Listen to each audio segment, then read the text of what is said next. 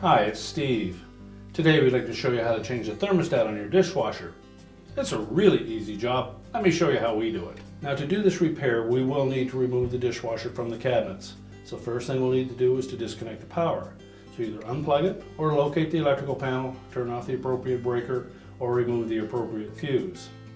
We'll also need to turn off and remove the inlet water supply, disconnect the drain, and allow ourselves enough slack that we can pull that dishwasher completely out of the cabinets. The last thing we'll need to do is to disconnect the two retaining straps at the top of the dishwasher that secure it to the bottom of your countertop. Now with the dishwasher removed from the cabinets, our next step will be to lay it on its side. So if there are any dishes inside of the dishwasher, they need to be removed, and you may also want to open the door up and remove the lower rack as well.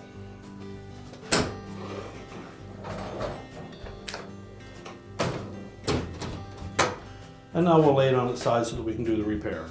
Now with the dishwasher laying on its right side, we have the thermostat exposed up at the very top here.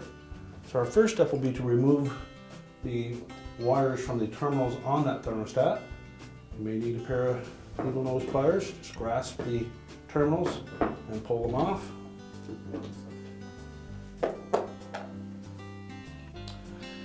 And then there is a single retaining screw and washer that secure that thermostat to the tub.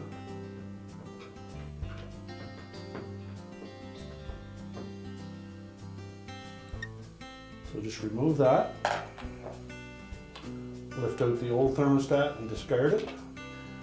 Now before we set that new thermostat into place, you'll note that there are 4 little legs on that thermostat, and that allows the flat edge of that retainer to sit in between those. So when we position it into the tub, we'll make sure that the terminals are facing side to side. We'll line up that screw and washer assembly with the hole. Just start to thread it in. And then make sure that tab fits in between the legs on that thermostat.